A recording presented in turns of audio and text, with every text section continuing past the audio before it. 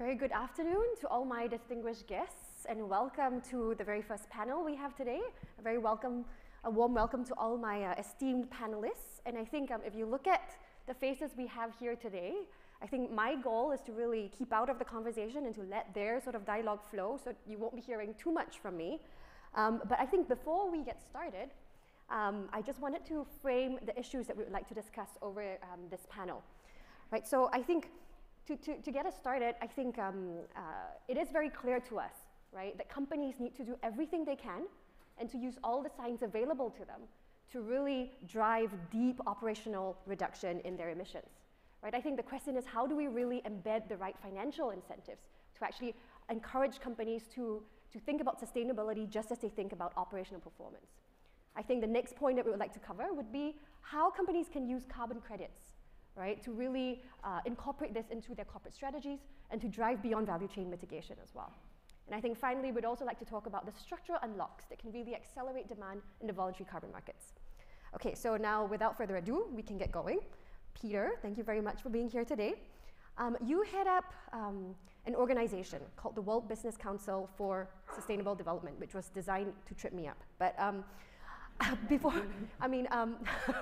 so this was a platform that was set up to really help CEOs think about sustainability as a core part of their business. So maybe tell us a little bit about how CEOs should think about driving corporate decarbonization, because it's difficult. There are so many trade-offs. They have to think about the higher costs of adopting some of these new technologies, right? The capex intensity of this, the impact on returns on capital. So how should investors and financial markets really come together to think about incentivizing companies and CEOs to do the right thing and to bring sustainability into the performance? Cool. Well, thank you very much for having me. It's great to be at the GenZero. I was talking to Mark when you played the opening video that we're getting tired of these videos. You know, everybody has gotten the memo. Even all CEOs now know we're close to 1.5 degrees. Just to remind you, if you haven't got the memo, 6 years from now we'll hit 1.5 degrees. Tipping points in nature will emerge that will make life very unsafe on this planet. CEOs know, particularly the CEOs that we get to work with, because we're in their face all day long. We've also educated them, we need a system transformation. This is no longer about your individual company, not even about your supply chain. It's the whole system that needs to transform. We also begin to learn that these transformations are not linear. Moving from a combustion engine to an electric vehicle strategy sounds easy, but the market competition, second-hand prices, and whatever else is in the market is going to make that a bumpy road. So you need to have a very clear vision and stick to it. Transformation comes down to two things: innovation, rethink everything, the energy you use, the products you produce, the supply chain you operate, and accountability. Be held accountable. And the simple way to describe it is, you need to think about carbon the way you think about money. You need to value carbon the way you value money. And that's where the biggest misalignment at the moment occurs. Because capital markets in general, and obviously Temasek is an exception for the hosts of the overall party here, but capital markets in general do not yet value the carbon risks and or opportunities properly. The flip side of that, companies and therefore CEOs do not yet know how to manage carbon the way they manage their financial performance. And for that reason, our organization has published a thing called the CEO Guide to Corporate Performance and Accountability for Climate. That basically says you need to integrate it into your risk assessment, into your target setting, into your strategic plan or transition plan, into your management incentives, into your disclosures, and then you need to educate your investors how to rethink the capital allocation and valuation models.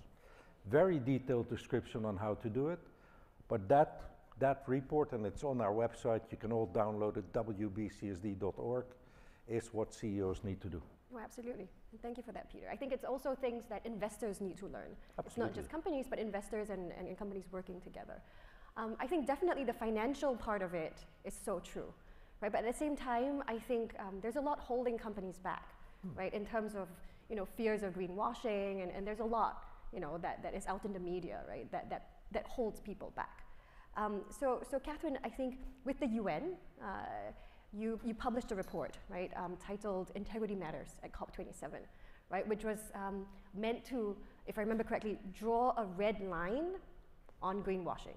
Or maybe I got it wrong, but something to that effect. So maybe tell us a little bit about how companies can really address the concerns by civil society, right? Because ultimately that's where it all comes from, to actually, do things properly in a way that addresses some of these concerns. Well, so look, I think everyone here wants to do things with integrity. It wasn't just about putting a red line around greenwashing, which is important though, because markets require proper information, and if you're going to commit to net zero, you need to do the work. It was really to be clear about what is required. Because I think there's a lot of great businesses. I work with these folks, by the way. We all know each other. I think they're great businesses, but some businesses are still trying to figure out what's required. And also, there have been real concerns about greenwashing. It's not just that civil society is saying that. I think we've seen that. But maybe I'll put it in different terms. So I'm a competitive swimmer. Kind of less so, because now I'm old.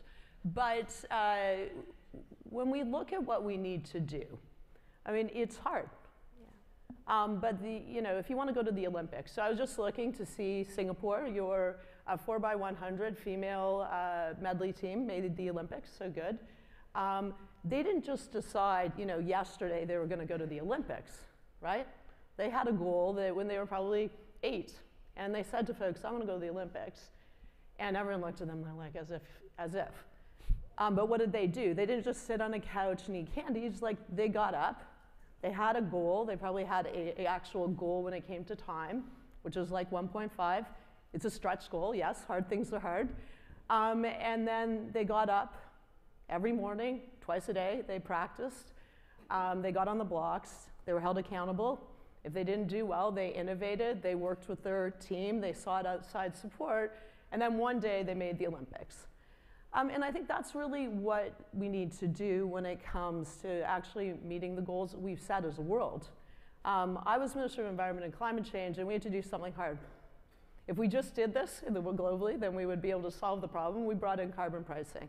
It's still a massive fight, just so you know, in Canada. It's a direct price, but also an output-based pricing system. But we need to do things that are hard, that actually set the stage for folks to actually deliver. So as we've said, we see these nice videos. The challenge is, I think people are doing a lot of good work, but by 2030, we have to reduce emissions by half. And so there are things that need to be done. So very, very briefly, the good news is it's not that complicated. So emissions need to come down now, and we need to scale money to clean. And below that, we need to think about people and a just transition. So what does that really mean? You need to have not just a long-term target, you have to have short-term targets. Absolutely. Aligned with 2030 and what we're trying to do globally. You need to drive emissions down now, along with the science-based target, which is really hard. I'm not saying any of these things are easy, but they're measurable. We need to, and that means we need to get out of fossil fuels, and we need to do that as quickly as possible. And we need to drive money to clean. That is just a reality. And then we need to be held accountable, i.e. we need to align executive compensation incentives so that we actually have not just your ESG person trying to do this, we have everyone doing it, and then report transparently. And so these are all things that can be done. And I think, we're on the way to doing this. The challenge is, will we do it fast enough? And of course, align that, and I think we'll probably get into this. Ultimately, there will have to be regulations, because a lot of companies that are doing the work are competing against companies that are free riding that aren't doing the work. But I am a big believer. It's like the Olympics. We got to have a long-term stretch goal, and then every day just get up and do the work. No, thanks for that, Catherine. And I think I want to pick up on the point that you made about transparency, right? Because so much of this can actually be started if everybody is rigorously and scrupulously transparent about everything it is that they're doing. And I think, Mark, this is something you feel very passionately about. I've seen you give impassioned speeches about the need for transparency to really drive high integrity markets. So maybe tell us a little bit more about that, especially in the context of what the ICVCM is doing. I don't remember having been passionate in these Really since I was an adolescent. But YouTube videos will catch you. Yeah. You've been watching me watch football, haven't you? But so I think transparency is really important, but it's not just a sort of a buzzword. Yes. I mean, I think to pick up on what both Peter and Catherine have said, firstly, it's a shame. We started negotiating international climate in 1988, and the fact that we're still having conversations about voluntary action is a testament to our collective failure to elect politicians who will put climate change front and center of the policy landscape. But we are where we are, and we can't pretend we are where we should be. We are where we are. And I think it's clear, notwithstanding the fact that we need to have that long-term goal, and we need to have the interim targets for 2030 and 2035 and so on and so forth, we need to be taking action today and not arguing so much about what is the right or the wrong course, because if we want system changes, and I absolutely agree with Peter that that's what we need all the tools at our disposal, and transformation will come in different ways. It will come by sectors working together to drive forward new technology. And I'm going to sort of address head on something which you're probably going to come to a bit later, which is there's a misconception in my mind that transformation only comes through sectors driving forward technological change, and that's what it is, and anything else is a distraction. I'll give you an example. For example, I work on carbon markets and have done all my life, and every time I try to escape, I get inexorably pulled back to them. And one of the reasons I do that, somewhat willingly, is because I believe they have transformational power as well. Many people complain that the clean development mechanism under the Kyoto Protocol, some would say it was an unmitigated disaster, some would say it was a scam. There are lots of bad things said about it. But take the example of India. There were hundreds and hundreds of renewable energy projects in India collected to the grid. They may or may not have all been additional. There may have been overcrediting. I have no idea in aggregate. But I do know that without them, those tens or hundreds of thousands of people now who know how to install solar plants, who know how to maintain them, who know how to do grid connections, who know how to do project finance for renewable energy, know how to put policy in place, would not have happened as quickly, and India would not be having the solar transformation that is happening now. And you can see that from sector to sector. And we get very hung up on comparing a project with a single company. And as Peter says, it's at the company level, it's not single companies, it's sectors, it's economy-wide system changes. And the same is for carbon markets or other kinds of markets. It's not only what's the individual project impact, it's what's the systemic effect that it can have in building capacity and so on and so forth. And then coming back to your question, that's why transparency is important. We need to really understand what the benefits, what the impacts there are, and what the weaknesses are. I mean, there's been a lot of turmoil in carbon markets over the last year because of scrutiny of projects. Yep. And I think Maggie before me and all of us, while it's painful at times, we'd welcome that. We need that scrutiny because that makes us all perform better. It enables people to see where things are failing, but also where things are succeeding. Now, the press, of course, don't publish the stories about this was a great project because it's not as newsworthy. But if we look individually and in aggregate, there are huge benefits. So transparency works both ways. It pulls out the bad examples and allows us to improve. And that's what we've seen over the last couple of years. Organizations like mine, Chris, I'm sure, is going to talk about the Integrity Council, yes, raising the bar to have greater quality. And transparency is at the heart of what we both do. Yeah. Maybe I'll come back to it a bit later. Otherwise, I'll be here for the remaining 29 minutes and 8 seconds. You're pretty passionate. No.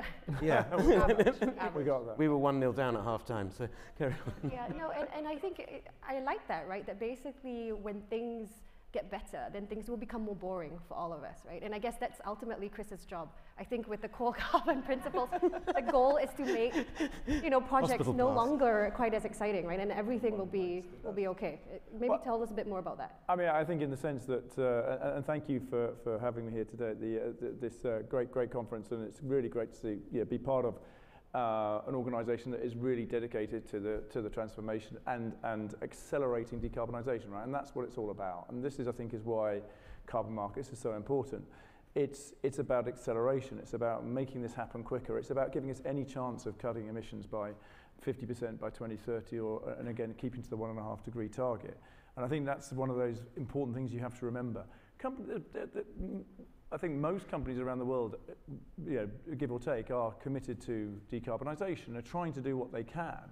And they are reducing their emissions as quickly as they can, but as we heard, it's not that easy. It's if it was that easy, it would happen overnight, but it's not going to, right? So even though renewables are becoming competitive with fossil fuel, there's still a lot of fossil fuel plants around the world that are operating perfectly well. They've got many years of life ahead of them in conventional terms, and there are economic reasons why they're not going to switch off suddenly. So you're going to have to incentivize that in some way.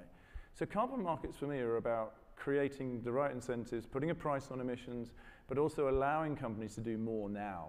There are many, many projects around the world that just wouldn't get financed if they're just within the value chain, where you can get money into them and you can actually make a change. Now, obviously, nature is one of those areas which is the most obvious, and I'm sure we'll talk a little bit more about that. But you've got things like clean cooking and trying to change behaviour in that part of the market. And the conventional cooking is responsible for something like a billion tonnes of carbon emissions on an annual basis. It's more than aviation and shipping combined. Okay, so and this is something that we can and should, as society, change now. Now, I was speaking to somebody the other day who said, well, my grandmother used to use an open stove, and she doesn't anymore. She lives in India, and it's all clean cooking and whatever. Isn't this just going to happen anyway? Yeah, it will, but probably over 20 to 30 years. We have a chance with carbon markets and with the incentives that bring to accelerate that, to really make that happen a lot quicker than it is going to otherwise. And I think that's what we have to remember. And so where's that finance going to come from? Yeah. And this is where the corporate sector comes in, because they are responsible for many of the emissions around the world, and they should take responsibility for their own emissions on an annual basis, right? They need to be accountable for that. And they're the companies, that's where the finance can come from. Otherwise, these are projects, by definition, that are not going to get financed otherwise, right? Yeah. They are additional. So who's going to do it? Are you going to create taxes? Well, in Singapore, yes, that's exactly what they have done. And that is going to create finance coming into those markets. But, we need more Singapores, right? we need that to happen across the world. But I think also corporates need to take responsibility and to take accountability for their own emissions. No, and I think definitely that's absolutely true. But I guess in a world where balance sheets are constrained, capital is finite, how do we really encourage all of this good activity while at the same time sort of encouraging companies to still think about deep decarbonization, which is not cheap or easy? And I don't know whether, Mark, you want to talk a little bit about this, right? Just about how you actually encourage this behavior without encouraging the sort of cannibalization of either. Well, I mean, I think Peter talked about the CEO toolkit, and probably that has the answers. I think, when the way you're framing the question is there a trade-off between deep decarbonisation and the sort of investments that Chris is talking about? And my answer is categorically no. There cannot be, because we need both, and there is no reason why there should be. I mean, you look at companies who put in place internal carbon pricing to drive internal change. The price of units in a carbon market can act that way.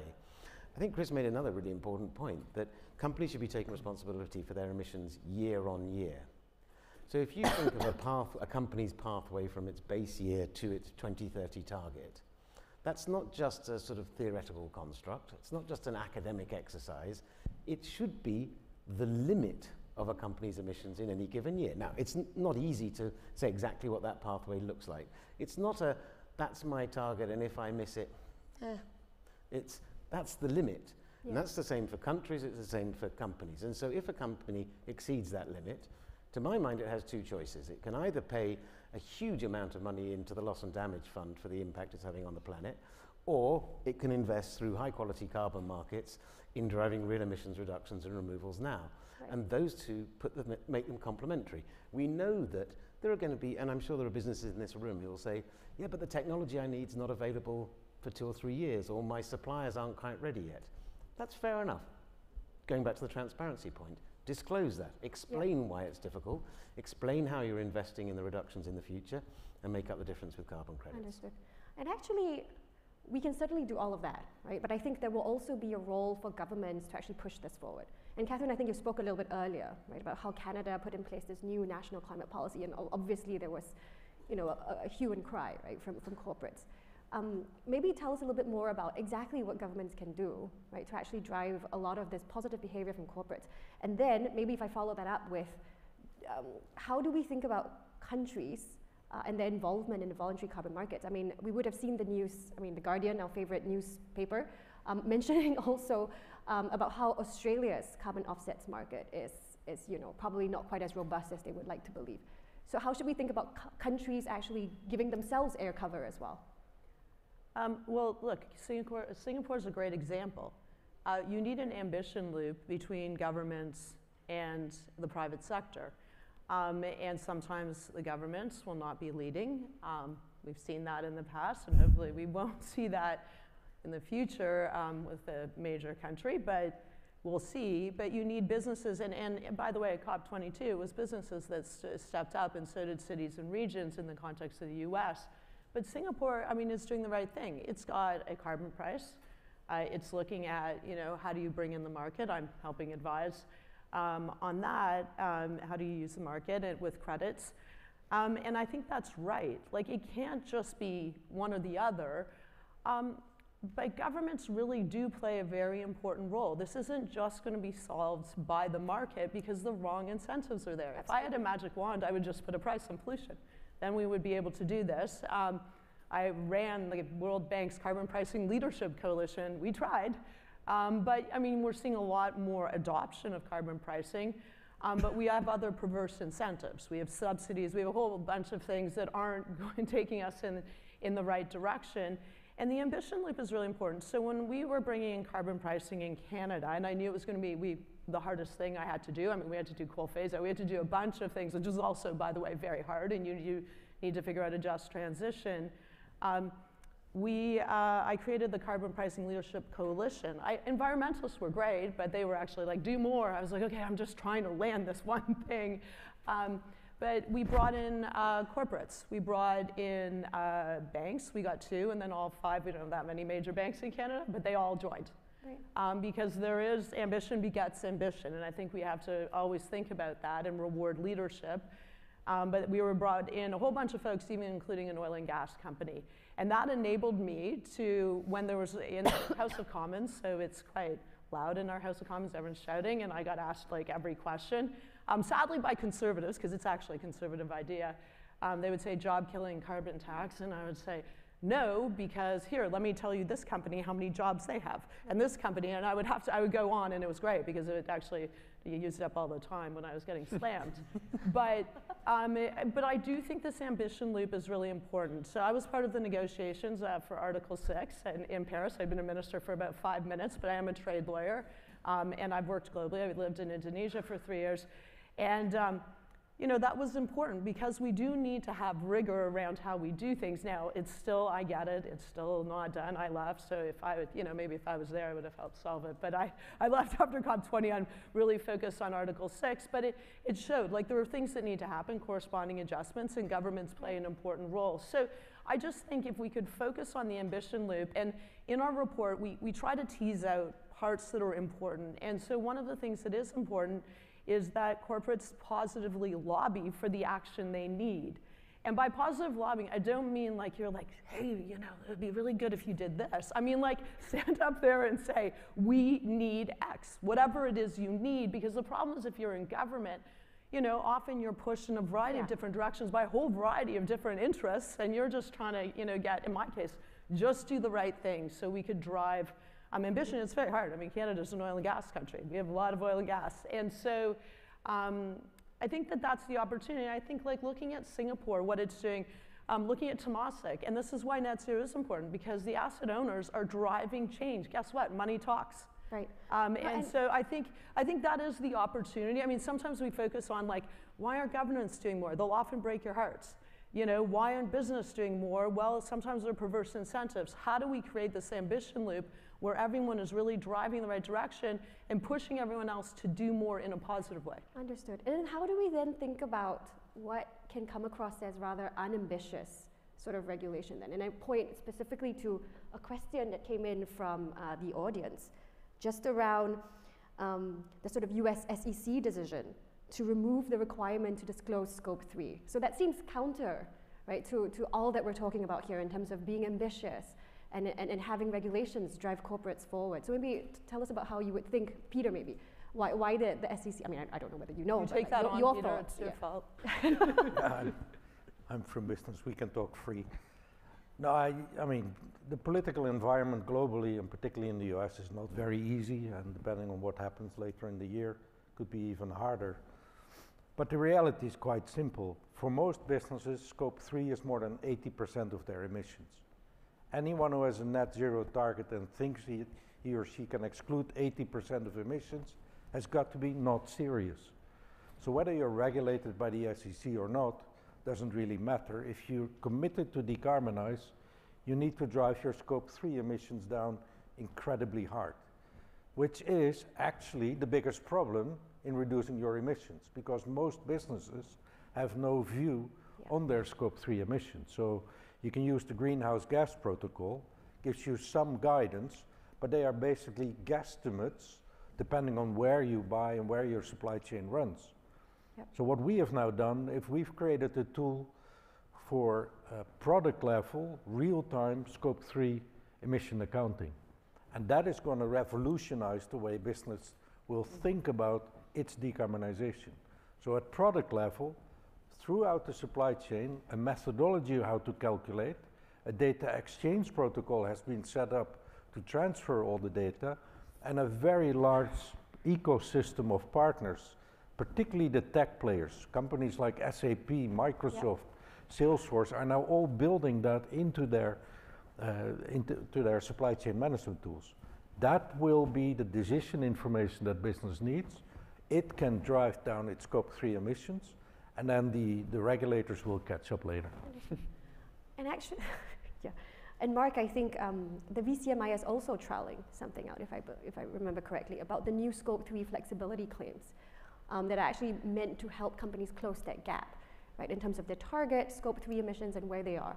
So maybe tell us a little bit more about how you envision that playing out, and also what the operational challenges are in terms of all of that. Well, it addresses the point I was making before about companies and all of us taking action every single year. And, you know, as Peter said, Scope 3 emissions are 80% of a company's overall footprint.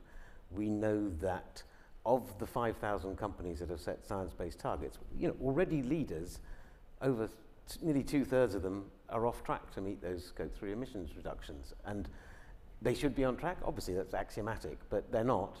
And so what we're proposing is that rather than just wait and see, they do everything they can to decarbonize. They engage with their suppliers, where a big chunk of their Scope 3 emissions are downstream. Then the product piece is absolutely vital. I mean, think about a car manufacturer or an oil and gas company where most of the Scope 3 emissions are downstream. They need to address that. But they need to do both and. And I think this is, you know, it goes back to what we're saying. It's about almost a sort of radically pragmatic approach, rather than getting too hung up on the exact numbers, recognizing that it's orders of magnitude we're talking about, and therefore our proposed Scope 3 flexibility claim says, with guardrails, with certain limits, diminishing over time, the use diminishing over time, companies should fill the gap using high integrity carbon credits, following the ICVCM's rules, because that will drive money to pretty affordable emission reduction removal opportunities now. And they're not just opportunities, they're opportunities that will be lost unless they're financed. I challenge any of us to go to a community that has no electricity and say to them, don't put in a diesel generator, wait for 5 years, and then we'll find some government finance for you. We know in these cash-strapped times, very few of us, we may say otherwise, are electing governments because they're putting money in off-grid energy in rural Ghana or wherever it happens to be. So the private sector is going to need to finance that. It's going to need support from government and from international institutions. And so the Scope 3 claim is supposed to provide a way, or designed to provide a way for companies to help make those investments. As I mentioned before, create an internal carbon price, not to the exclusion of decarbonisation, but both and. And I just want to emphasize this point about not getting too hung up about numbers. You know, we're expecting a level of precision everywhere. Those of us who, like me, who are old enough to remember the Kyoto Protocol negotiations, at the end of it, the big headline was, industrialized countries are going to reduce their emissions by 5.2%. at which point leading scientists said plus or minus 25%. But it was still important because it sent a political signal. It wasn't important whether it was 5.2 or 5.1 or 5.3. The point was it sent a signal. And that's what this claim is supposed to send, a signal that you must take responsibility for your emissions. There are ways you can do it. Don't get hung up about whether it's 0.99 of a ton or 1.01 of a ton. Just do it. I like that. I think this brings us to a time to ask the audience a question, right? Precisely responding to what Mark and all the panelists have been saying about how the voluntary carbon markets make perfect sense, right? To us, at least, to the people here. But yet, at the end of the day, they're just a $2 billion market in 2023. And if you count all the corporates, right, all the big Fortune 500 companies that have made net zero sort of commitments, why is the VCM not bigger? I mean, for a lot of the reasons that we talked about. But if the audience could actually use the word cloud to actually say, what is, you know, in your words, right, 2-3 words, why the VCM is not bigger than it already is? While that's happening, can I? Yes, you should. I would reframe the question slightly. I think the it doesn't affect the answers that people are putting, but I think we need to get away from framing this as the voluntary carbon market. It's voluntary investment through carbon markets in whatever it may be, because the voluntary carbon makes it sound like this little thing, which it is at the moment, but it could be voluntary investment through compliance markets.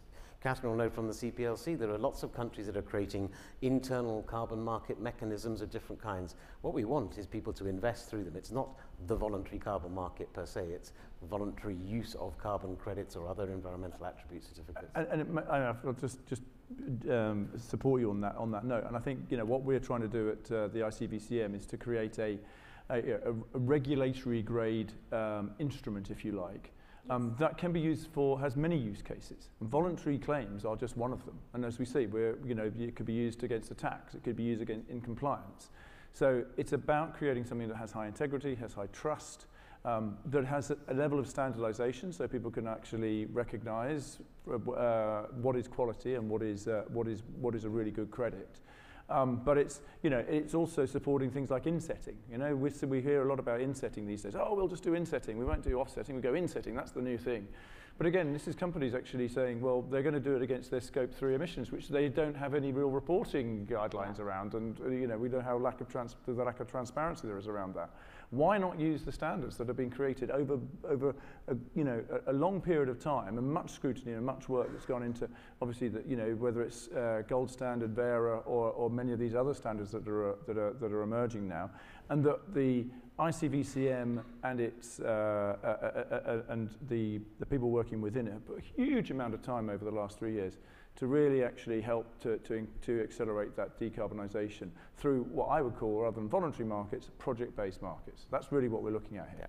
No, absolutely. Agreed. And I'm just looking at the word cloud, and it talks a lot about uncertainty. So I think the more people actually say a certain word, then the larger it is, right? That's how these things work. Lack of SBTI guidance, right? Uncertainty. And I think I don't want to be the person who doesn't address the elephant in the room, so I think I would love to hear your thoughts just around, you know, the recent sort of guidance from the SBTI. And I know everybody's looking at Mark, but I think Peter should start. Because he's only my board director. No, I can talk most freely. Yes, exactly. No, there's two things that came to mind, things that relate back to what I said earlier. We need to manage carbon the way we manage money. Think how regulated the financial market is. Think how unregulated the non-financial, in this case, the carbon market is. Organizations, basically NGOs, can come up with statements that disrupt markets because there is no standard, at least not generally accepted by everyone. There's a debate between ideology and pragmatism that we need to find our way through. Obviously, the pressure needs to be massive on companies to reduce their emissions, and accountability and transparency is the way to do that. So where we have ISSB now on a voluntary basis, we need to make that mandatory in as many countries as possible quickly. Those are the things that will drive the market and business incentives. And then the other thing to say, you know, carbon markets and all the noise around it at the moment are relatively young. I said before, transformations are never linear, and this is just one of the bumps in the road. But we need to keep the eye on the price. Now, the world is not decarbonizing fast enough. We need every tool in the toolkit, and carbon markets will have to be one. Understood. I'm going to pull out a question from the audience, right? And I think this is a question for Mark again, right? So it says, isn't it a real problem if overcrediting happens and companies use those credits for neutralization claims? I'm going to take that as the words there to be generic, because they have specific meanings and specific concepts. Yes, it is a problem if companies take credits from projects that have poor quantification and poor baselines and all the rest of it. And if they then go out and say, we are climate perfect or something like that, then it's misleading consumers. And we're seeing this, the law coming into force and reprimanding or companies for saying the wrong thing. But I think that shouldn't be taken to mean that anything that is not, as I said before, anything that is not a perfectly measured ton of CO2 equivalent is not worth having. And, Peter's been talking about, financial markets and accounting systems. These have existed for a long time, have developed very sophisticated ways of managing risk, uncertainty, probabilities, and so on and so forth. We can do that with this. We can say, let's say on average, carbon credits are probably worth about 0.8 of a ton. Okay, then buy 1.25 of them. And, and it's not going to be perfect, but surely that's got to be better than saying, okay, until the measurement is perfect, and Maggie said in her opening remarks that we're improving all the time with digital MRV and so on and so forth. But if we're going to say until it's perfect, we're going to do nothing, then Peter said 6 years to 1.5 is it. We'll never, we'll be talking 3 or 4. But we're just waiting for the technology to be right so we can measure carbon perfectly. That's insane. I mean, that would be a definition of insanity. So I think the point the questioner makes is right. But I think it's right in the context of making a claim that you are doing something. But what we're really talking about is reducing emissions and stopping climate change. Understood. Yeah, I mean, I think just on that point as well, just to add, I mean, you've got a situation where we're trying to get projects into, on balance, will reduce emissions, right? And there are enough of them out there, I think, that are actually, where the evidence is pretty strong that they are going to reduce emissions and their baselines are pretty solid, right? So at the moment, offsetting and that demand from offsetting has been one of the biggest drivers of demand for carbon credits, right? So you have to turn it around the other way. It's a case of without offsetting, there would have been no demand for carbon credits in the first place. And in fact, of course, that's what we're seeing. And that is one of the reasons why we've only got a $2 billion market, because we aren't actually seeing enough demand when you consider actually the real demand out there of companies who are continuing to emit and need to take accountability for those emissions. Can I make one point? I just think it's important, just maybe I'll take us out this far, because I think what we've said, I mean, I've heard it said by Peter and both by Mark as well, like the world is messy. So we have regulated markets, carbon markets, in many places. We have Europe that actually is regulating in a different way, obviously, that they actually are looking at net zero plans, including scope 3, and that you have to drive down your emissions. In the US, California, so we talked about the SEC, California applies, but if you're a company over a certain threshold in a particular market, you will have to comply with that too. So I think, I mean, I just want us to not be saying, okay, this is all kind of, going to be this particular way. I think different countries, Singapore has taken a different approach, very rigorous approach in terms of how they're combining a carbon tax with the market. And so I think when I look at this, because I mean, of course you can get despondent. I'm not a despondent person, I'm just a very practical realist. We will be able to figure it out. I think it's not going to be as beautiful and pretty and all sorted out as we'd like it to be. It's going to be messy. I think that I do think, though, it's important to recognize that, I mean, in Europe, you're already going to have to do scope 3. You're going to have to do a bunch of things. People may disagree with that, but that's just the way it is in Europe. California is very different than other states in the US, but it's a very important state. It's like the 5th largest economy in the world. And so Singapore's taken a different approach. And I think that is good, because I think as long as we're raising each other up as opposed to bringing each other down, that'll have an impact. And it'll impact a lot more corporates than think they're impacted, I think. Like if you, depending on how big you are and what markets you're operating, you may be caught in Europe, in California, or in other places. Right. Okay, so we have a minute left, and we're going to wrap up, right? So thank you very much for my esteemed panelists' very enthusiastic participation. We were going to end with asking them for 5 words on how the world can get away from business as usual. I am concerned they will take longer than 5 words, so I will give an attempt to summarize the tenor of the conversation. So I think if I just use a word each for each panelist, right? Peter, yours was money. Money. Right? Okay. Money, that's like, wow. Catherine's was ambition. Just do it. Yeah, just That's do 3 it, words. right? And Mark, Swim. around pragmatism. Just swim. Around pragmatism for everybody in the market. Let's just be practical and get a move on, right? And Chris, clarity. Integrity. Integrity. Yeah. Integrity matters. Absolutely. Okay. Exactly. Thank you very much, everybody. Thank you for your attention. Thank you.